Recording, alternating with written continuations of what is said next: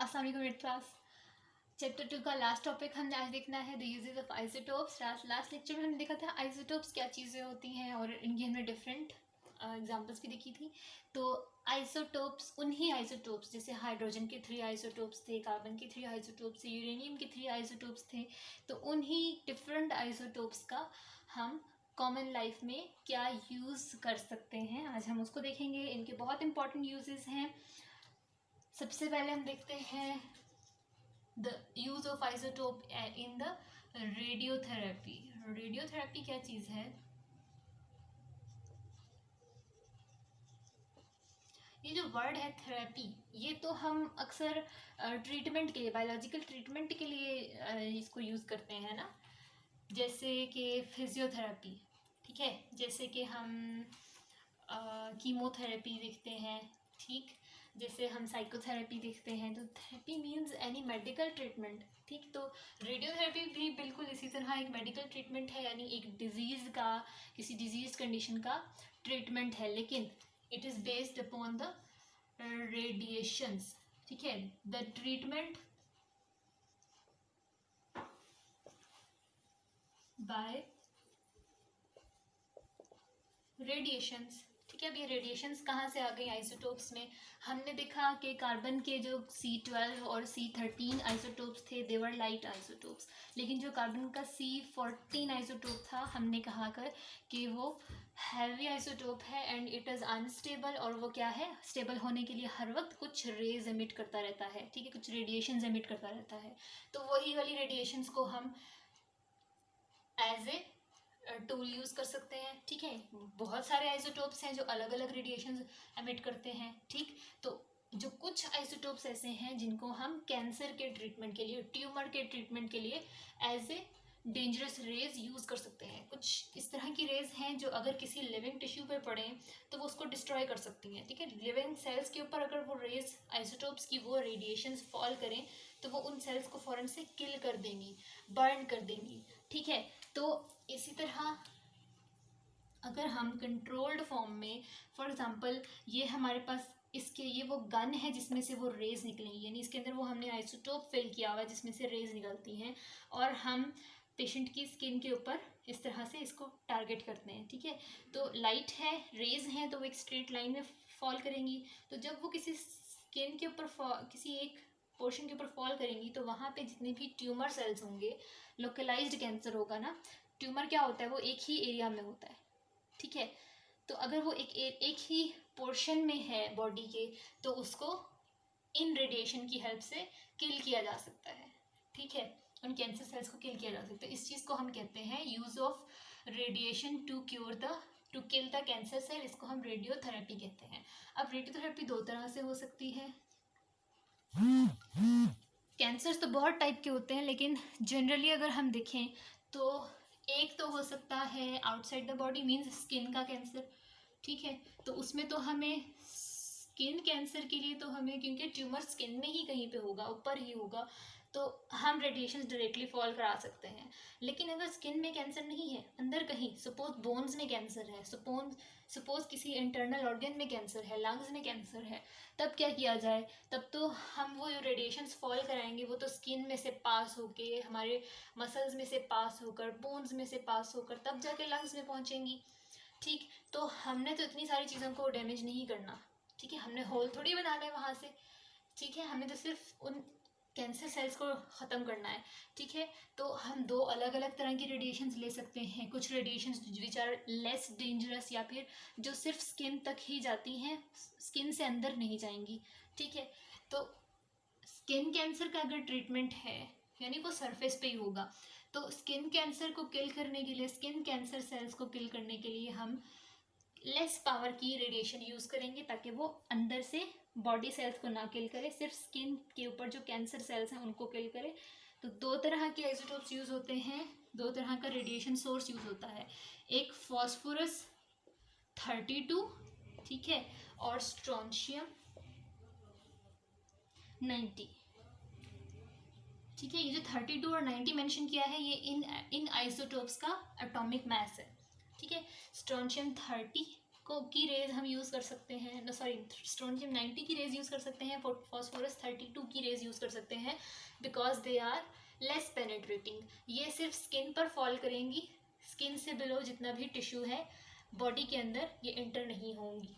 ठीक है, अगर स्किन कैंसर नहीं है, इंटरनल कैंसर है, तो उसको ट्रीट करने के लिए थोड़ी सी हाई पावर की रेडिएशन चाहिए ना, कोई ऐसा आइसोटोप जो इनसे ज़्यादा स्ट्रॉन्ग रेडिएशन एमिट करता हो, जो हमारी बॉडी को तो डैमेज ना करे लेकिन अंदर जो ट्यूमर सेल्स है ना उनको डैमेज कर दे। ठीक है, तो ऐसी रेडिएशंस कोबाल्ट 60 में होती हैं। ठीक है, कोबाल्ट 60 आइसोटोप। ठीक, और आपने याद रखना है रेडिएशन असल में जो रेज हैं वो 3 जनरल टाइप की रेज हम देखते हैं, जो किसी भी रेडियो एक्टिव सब्सटेंस से, किसी भी आइसोटोप से एमिट होती हैं। 3 जनरल टाइप की देखते हैं। द अल्फा रेज, बिल्कुल हमने जैसे हीलियम न्यूक्लियाई को देखा, ठीक है, अल्फा पार्टिकल्स जिन्हें हम कहते हैं अल्फा रेज होती हैं। आप याद रखो alpha rays are the protons actually. ठीक है, उसके बाद एक और टाइप की होती है द बीटा रे। ठीक है, कुछ सब्सटेंसेस यानी जो फॉस्फोरस 32 एंड स्ट्रोंशियम 90 है, ये दोनों बीटा रेज जनरेट करते हैं। ठीक है, और बीटा रेज आप समझो एक्चुअली द इलेक्ट्रॉन्स हैं, इसके अंदर इलेक्ट्रॉन्स हैं। ठीक है, इलेक्ट्रॉन्स शुआओं की सूरत में आ रहे हैं। ठीक है, फास्ट मूविंग इलेक्ट्रॉन्स। ठीक, लेकिन जो कोबाल्ट 60 है ये इन अल्फा रे बीटा रे दोनों रेज से कुछ ज़्यादा हाई एनर्जी की रेडिएशन एमिट करता है, और वो जो हाई पावर वाली रेडिएशन हैं वो हैं द गैमा रेज। ठीक है, और gamma rays are actually fast moving neutrons. सही, तो आपने याद रखना है, अक्सर एमसीक्यूज इस तरह के आते हैं, या फिर जब आप लेटर ऑन एडमिशन के लिए टेस्ट दिया करोगे, एंट्री टेस्ट दिया करोगे, तो उसमें भी इस तरह के क्वेश्चंस बहुत पूछे जाते हैं। या फिर जिन स्टूडेंट्स ने मेडिकल में जाना है, जिन्होंने एमकेटी कैट टेस्ट देना है, तो वहाँ पर भी क्वेश्चंस पूछे जाते हैं कि प्रोटॉन ज़्यादा पेनेट्रेटिंग है, इलेक्ट्रॉन ज़्यादा पेनेट्रेटिंग है या न्यूट्रॉन। तो आपने याद रखना है gamma rays are the neutral particles, the neutrons. ठीक है, कोबाल्ट में यही वाली रेज होती हैं। तो गैमा रेज क्योंकि न्यूट्रॉन्स हैं, तो न्यूट्रॉन के बारे में मैंने आपको क्या बताया था कि अगर ये कोई लेयर है तो न्यूट्रॉन, अगर मैं इस पर फॉलो कराऊँ तो न्यूट्रॉन ऑलमोस्ट यहाँ तक पहुँच जाएगा, यानी इस किसी भी मेटल में सबसे ज़्यादा जो पेनेट्रेट करेगा, बहुत अंदर तक जाएगा, वो न्यूट्रॉन है। ठीक है, सेकेंड नंबर पे इलेक्ट्रॉन होगा, because electron is very small particle, तो बहुत छोटी सी चीज़ है तो अंदर तक चली जाएगी। ठीक है, न्यूट्रॉन क्यों अंदर तक जाएगा? क्योंकि न्यूट्रॉन पे कोई चार्ज नहीं है, चार्ज नहीं है तो इसको एटम्स अट्रैक्ट नहीं करेंगे, रोकेंगे नहीं। ठीक है, लेकिन proton is heavy particle plus it has a charge on it, तो ये क्या है? Proton is least penetrating. ठीक है, सही। तो अल्फा रे में प्रोटॉन है, तो प्रोटॉन तो लीस्ट पेनिट्रेटिंग होता है, तो अल्फा रेज ज़रा लेस पेनिट्रेटिंग है। ठीक है, लेकिन बीटा रेज में इलेक्ट्रॉन है, तो जहाँ भी बीटा रेज का जिक्र आएगा आपने क्या समझना है? More penetrating than alpha, less penetrating than gamma rays. ठीक है, तो फॉस्फोरस 32, स्ट्रोंशियम 90, इन दोनों आइसोटोप्स की जो रेडिएशंस हैं they are beta rays in nature. ठीक है, तो बीटा रेज ज़रा लेस पेनिट्रेटिंग है as compare to gamma rays, और गैमा रेज जो है वो बिकॉज दे आर न्यूट्रल, इन पर कोई चार्ज नहीं है, तो ये किसी भी बॉडी में सबसे ज़्यादा हद तक पेनिट्रेट कर सकती हैं। ठीक है, सही। तो ये तो हो गया किसी भी आइसोटोप का हम रेडियोथेरेपी के में यूज़ कैसे कर सकते हैं, कैंसर ट्रीटमेंट में यूज़ कैसे कर सकते हैं। ठीक है, तो हमने 2 तरह के देख लिए, skin cancer and internal cancer, और ये बहुत इंपॉर्टेंट क्वेश्चन है, शॉर्ट क्वेश्चन और एमसीक्यूज में बहुत ज़्यादा आता है ये। ठीक है, ये वाला फर्स्ट पॉइंट। सही है, तो हमने देख लिया। ओके, रेडियोथेरेपी हो गया। नेक्स्ट देखते हैं आइसोटोप्स को रेडियोथेरेपी के अलावा इसी तरह के कुछ रेडियो एक्टिव आइसोटोप्स को हम इसी मेडिसिन फील्ड में ही, मेडिकल फील्ड में ही हम एज अ ट्रेसर यूज कर सकते हैं। ठीक है, ट्रेसर क्या है? जो किसी चीज़ को ट्रेस करे, ठीक है, किसको फॉलो करे, ठीक है, तो ट्रेसर। हम और क्या कह सकते हैं इसको,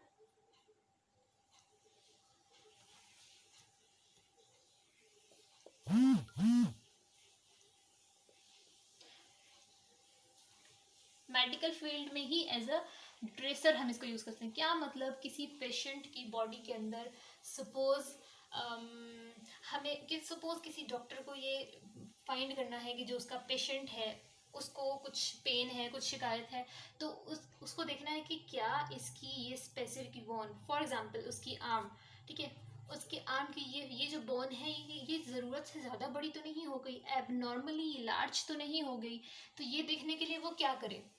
या फिर जैसे छोटी छोटी बोन्स होती हैं, हमारी नोज़ की बोन होती है, इस तरह से कोई बोन एक्स्ट्रा लार्ज तो नहीं हो गई, बाकी बॉडी से एबनॉर्मली ज़्यादा ग्रो तो नहीं कर गई, ये देखने के लिए बोन्स के अंदर होते हैं डिफरेंट आइटम्स होते हैं, डिफरेंट एलिमेंट्स होते हैं, तो हम बोन के अंदर कोई आइसोटोप डाल देंगे, ठीक है, उस पेशेंट को बाय इंजेक्शन या फिर बाय डोज हम उसको बाय माउथ हम उसको एक मेडिसिन देंगे जिसके अंदर हमारा रेडियो एक्टिव आइसोटोप होगा, ठीक है, तो वो आइसोटोप रेडियो एक्टिव जो भी आइसोटोप हो उसको तो इंस्ट्रूमेंट्स फ़ौरन से डिटेक्ट कर लेते हैं, दैट उनको रेडिएशंस फील हो जाती हैं, कुछ इंस्ट्रूमेंट्स ऐसे होते हैं जो रेडिएशन को डिटेक्ट कर सकते हैं, तो जहाँ भी वो आइसोटोप जाएगा उसकी बॉडी में, ठीक है, वो उसकी बोन के अंदर एक्यूमुलेट करेगा, सही, तो जब हम उस रेडियो एक्टिव आइसोटोप को ट्रेस करेंगे ना कि वो कहाँ कहाँ तक गया है, तो वो उस पूरी बोन का स्ट्रक्चर हमें पता चल जाएगा कि वो उसने अगर ज़्यादा उसको एब्जॉर्ब कर लिया है तो इट मीन्स वो बोन्स ज़रा लार्ज हो चुकी है, ठीक है, कम एब्जॉर्ब किया है तो वो स्मॉल रह गई है, ठीक है, बिल्कुल ऐसे ही डायग्नोज हो जाएगा कि उसके बॉडी ऑर्गन ज़रा लार्ज हो गया है, ठीक है, तो इसकी कुछ एग्जांपल्स हैं, अगर हमारा थायराइड ग्लैंड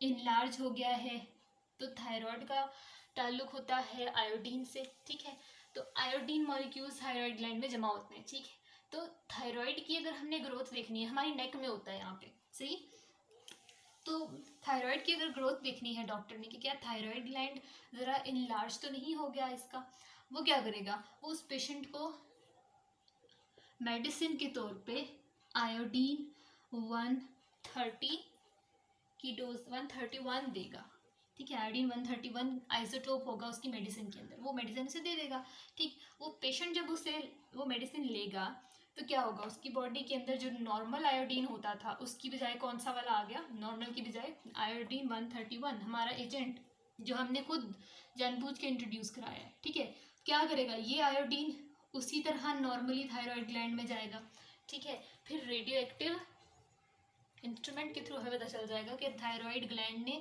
कितना आयोडीन एब्जॉर्ब किया है, और हमें ये पता चल जाएगा कि थायराइड ग्लैंड की नॉर्मल ग्रोथ हुई है सपोज, ठीक है, या वो इनलार्ज हो गया है, सही, इनलार्ज हुआ है तो उसने बहुत सारा आयोडीन एब्जॉर्ब किया होगा, नॉर्मल है तो नॉर्मल आयोडीन एब्जॉर्ब किया होगा, ठीक है, तो अगर वो इनलार्ज हो गया है तो पता चल गया, ठीक, ड्यू टू आर ट्रेसर, हमने इसको ट्रेस किया, एक बॉडी में इंट्रोड्यूस किया फिर ट्रेस किया, ठीक है, तो इस तरह से radio active isotopes are used as a tracer for diagnosis in medicine field, ठीक है, field,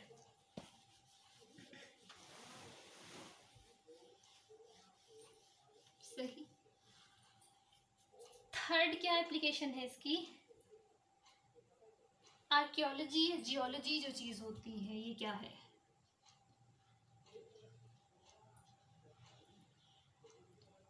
archaeology, use in archaeology and geology, geology क्या है, द स्टडी ऑफ अर्थ,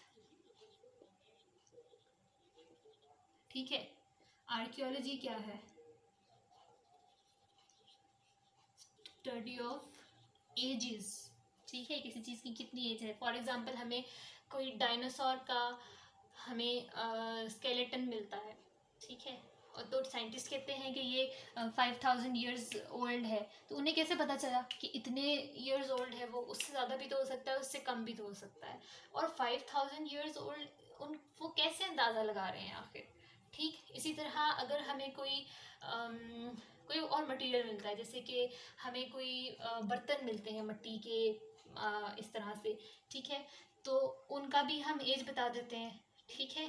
तो जियोलॉजी और आर्कियोलॉजी में हम रेडियो एक्टिव आइसोटोप्स की स्टडी करते हैं, तो हमें पता चलता है कि वो जो भी हमें ओल्ड मटेरियल जो भी मिला है पुराना, ठीक है, बर्ड फॉर्म में जो भी मिला है वो क्या है, उसकी एज कितनी है, ठीक है, वो कितने अरसे पहले उसकी बर्थ कब हुई थी, वो कब से प्रेजेंट है, ठीक है, उसकी एज पता चल जाएगी। ठीक, कैसे होगी this study of age? By help of radio active isotope of carbon यानी C14। हमने देखे थे ना C12, C13 एंड C14, तो जो C14 वाला है वो रेडियो एक्टिव है, ठीक है। तो C14 आइसोटोप की हेल्प से इसको एज ए ट्रेसर लेते हुए हम किसी भी स्ट्रक्चर की, किसी भी ओल्ड स्ट्रक्चर की एज पता चला दें, उसको हम कहते हैं, this is called carbon dating. इस प्रोसेस को कहते हैं कार्बन डेटिंग, ठीक है, to find the age of a structure by help of C4 isotope. ठीक, होता क्या है, फॉर एग्जांपल हमें किसी डायनासोर का स्केलेटन मिला है, ठीक है, उसकी एक बोन मिली है, सही। अब क्योंकि जो नेचुरल ऑर्गेनिज्म, जो लिविंग ऑर्गेनिजम्स हैं, उनके अंदर कार्बन तो प्रेजेंट होता ही है, ठीक है, हमारी बॉडी में भी कार्बन है और प्लांट्स में भी होता है, डिफरेंट सारे एनिमल्स के अंदर कार्बन तो होता ही है, ठीक है।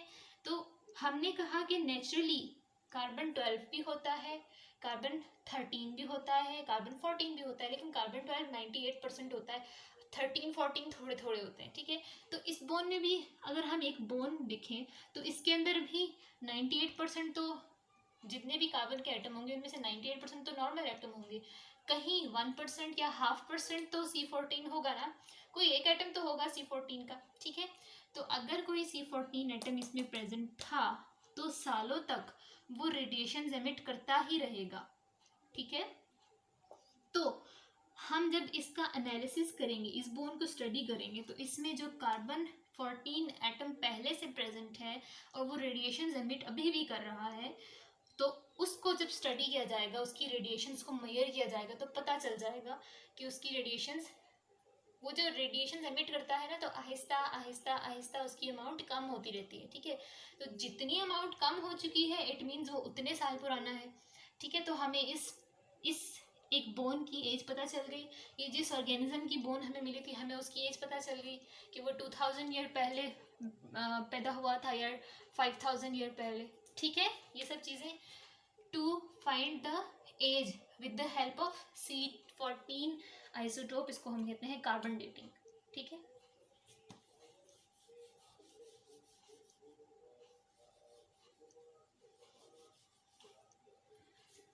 Fourth point, chemical reaction and structure determination. तो अगर हम लिविंग ऑर्गेनिजम्स का डेड फॉर्म में जो हमें प्लांट या एनिमल मिलेगा, उसकी बोन मिलेगी, एक पार्ट मिलेगा, हम उसकी एज और ये सब पता चला सकते हैं, ठीक है। हम देख सकते हैं कि उसकी बोन में यहाँ पर जो एटम है ये है कार्बन 14, हमें पता चल जाएगा। यहाँ जो एटम है ये भी क्योंकि रेज एमिट कर रहा है तो ये कार्बन 14 है, ठीक है। तो इसी तरह हम इनको ट्रेसर्स क्यों कहते हैं रेडियो एक्टिव आइसोटोप्स को, क्योंकि ये जिस भी सिस्टम में जाते हैं, जहाँ भी चले जाएं, ये हमें इनके सिग्नल्स मिलते रहते हैं कि ये रहा, ये हमारा ट्रेसर ये रहा, ठीक है। क्यों, इनकी रेडिएशन एमिट हो रही होंगी, हम पता चलता जाएगा कि वो जो ट्रेसर है वो कहाँ कहाँ पे मूव कर रहा है, किस किस स्ट्रक्चर में गया है, ठीक है। तो इसी तरह अगर हमें केमिकल का स्ट्रक्चर फाइंड करना है तो हम उसके अंदर भी एक रेडियो एक्टिव आइसोटोप यूज़ कर लेंगे, ठीक। तो क्या होगा, फॉर एग्जांपल मैंने C14 यूज़ कर लिया, ठीक है। C14 की मैंने कार्बन डाइऑक्साइड ले ली है, ठीक है, लेकिन यहाँ पे ये C14 वाली कार्बन डाइऑक्साइड है, मैं यहाँ पे स्टार लेबल कर देती हूँ, ठीक है। ये अब रेडियो लेबल्ड है, ठीक। अब जहाँ भी ये कार्बन डाइऑक्साइड जैसे जैसे रिएक्ट करेगी, फॉर एग्जांपल इसने वाटर के साथ, जैसे फोटोसिंथेसिस में क्या होता है, कार्बन डाइऑक्साइड और वाटर मिलके C6 H12O6 ग्लूकोज मॉलिक्यूल बनाते हैं, ठीक है। तो हमें पता चल गया कि प्लांट के अंदर ग्लूकोज कहाँ से आता है, जब हमने radio active carbon dioxide plant को प्रोवाइड की, ठीक है। तो उसने तो बिल्कुल उसको नॉर्मल कार्बन की तरह ट्रीट किया, उसको वाटर से मिलाकर अपने लिए ग्लूकोज प्रिपेयर कर लिया। तो हमें पता चल गया कि प्लांट की बॉडी में ग्लूकोज कहाँ से आ रहा है, उस कार्बन डाइऑक्साइड से जो वो एनवायरनमेंट से एब्जॉर्ब करता है, ठीक है। तो that glucose will also contain the labelled carbon, ठीक है। हमारा ट्रेसर अभी वहाँ पर है, वहाँ से सिग्नल मिल रहे हैं हमें कि ग्लूकोज के अंदर कार्बन एटम है, वही वाला जो हमने डाला था, ठीक है। उसके बाद ये ग्लूकोज कहाँ कहाँ किस किस सेल के अंदर किस पोर्शन में स्टोर होगा, वहाँ से भी कार्बन के सिग्नल्स मिलते रहेंगे हमें। फिर ये ग्लूकोज कैसे ब्रेक डाउन होगा, ठीक है। फॉर एग्जाम्पल हमने ग्लूकोज के एक मॉलिक्यूल को 2 में ब्रेक कर दिया, ठीक। प्लांट के अंदर और भी रिएक्शंस होते हैं, तो एक रिएक्शन में अगर ग्लूकोज मॉलिक्यूल ब्रेक डाउन हो रहा है तो हमें पता चल जाएगा कि ये जो 2 छोटे छोटे मॉलिक्यूल हैं इनमें हमारा वाला कार्बन आ रहा है। इट मीन्स कि ग्लूकोज ब्रेक होके ये वाले मॉलिक्यूल बने हैं। तो हमें सारे के सारे केमिकल प्रोसेसेस, केमिकल स्ट्रक्चर्स पता चल रहे हैं by introducing the radio labelled compound, ठीक है। ये क्या है, ये रेडियो लेबल्ड है। रेडियो लेबल का क्या मतलब, किसी चीज़ पे लेबल लगा हो तो हम फौरन आइडेंटिफाई कर लेते हैं ना, तो इसकी कार्बन के ऊपर ये लेबल लगा हुआ है that this is a radio active carbon, ठीक है, नॉर्मल कार्बन नहीं है, ठीक, सही। लास्ट पॉइंट है the application in power generation. ये बहुत इंपॉर्टेंट पॉइंट है, ये फर्स्ट पॉइंट और ये लास्ट पॉइंट बहुत इंपॉर्टेंट है। पावर जनरेशन, पावर कौन सी वाली, इलेक्ट्रिक पावर, इलेक्ट्रिसिटी, ठीक है। इलेक्ट्रिसिटी जनरेट की जाती है by the use of some radio active isotopes, some heavy isotopes, ठीक है। तो यूरेनियम के 235 वाला जो एटम था, यूरेनियम 235, हमने देखा था ना 235, 238 एंड 234, ठीक है। तो जो 235 वाला यूरेनियम आइसोटोप है, ये इतना हैवी और इतना अनस्टेबल होता है ये एटम, देखो कितना ज़्यादा इसका मास है। तो नेचुरली ये जो आइसोटोप है ये भी रेडियो एक्टिव है, सही। ये इतना हैवी अनस्टेबल सा होता है कि अगर हम इसको थोड़ा सा कॉन्टिन्यूसली, ये तो रेडिएशन एमिट कर रहा है, लेकिन अगर हम इसको और डिस्टर्ब कर दें तो, फॉर एग्जाम्पल आपने कुछ कोई हैवी सी बॉडी है, वो अनस्टेबल पड़ी हुई है, ठीक है, कोई अनस्टेबल सी चीज़ है, आप उस ऑलरेडी वो डिस्टर्ब्ड है, ऑलरेडी वो गिरने लगी है, ठीक है। सपोज ऑलरेडी वो बैलेंस्ड फॉर्म में नहीं है, वो स्टेबल नहीं है, ठीक है, जिस तरह ये यूरेनियम स्टेबल नहीं है, ठीक। लेकिन आप अगर उसको और डिस्टर्ब कर देते हो तो क्या उसकी, आपके डिस्टर्ब करने से उसकी अनस्टेबिलिटी और ज़्यादा नहीं हो जाएगी, बिल्कुल, ठीक है। जैसे मैंने ये अगर गिरने वाले थे, सही, सपोज ये गिरने वाले हैं, मैंने और डिस्टर्ब कर दिया तो ये तो फौरन से गिर जाएंगे, सही। तो इसी तरह ये जो नेचुरली अनस्टेबल एटम है यूरेनियम का, पहले ही ये स्टेबल नहीं है, ठीक है, it is liable to break, ये ब्रेक हो सकता है, ठीक। तो अगर हम इसको एक फास्ट मूविंग न्यूट्रॉन से हिट करें, ठीक, न्यूट्रॉन छोटा सा पार्टिकल, हमने इसको हिट किया है एक फास्ट मूविंग न्यूट्रॉन से, हमने इसके ऊपर न्यूट्रॉन बम्बार्ड किया है, ठीक है। तो क्या होगा, ये मजीद अनस्टेबल होगा और फौरन से, इतना बड़ा स्ट्रक्चर था, अनस्टेबल था, और मैस ऐड कर दिया इसके अंदर, वो भी एक अच्छी खासी स्पीड के साथ, ठीक है, एक चीज़ ने आके इसको हिट किया है, तो क्या होगा, और ज़्यादा अनस्टेबल होगा और फौरन से इसका न्यूक्लियस, जो एक न्यूक्लियस था ना, वो ऐसे 2 स्मॉल न्यूक्लियाई में ब्रेक हो जाएगा, ठीक है। तो जब न्यूक्लियस ब्रेक होता है बहुत ज़्यादा एनर्जी रिलीज होती है, बिल्कुल जैसे एटम बॉम्ब के अंदर होता है, ठीक है। ये एक्सप्लोसिव किस्म का रिएक्शन होता है ये, ठीक। तो 2 स्मॉल न्यूक्लियाई बनेंगे, the krypton and barium, sorry,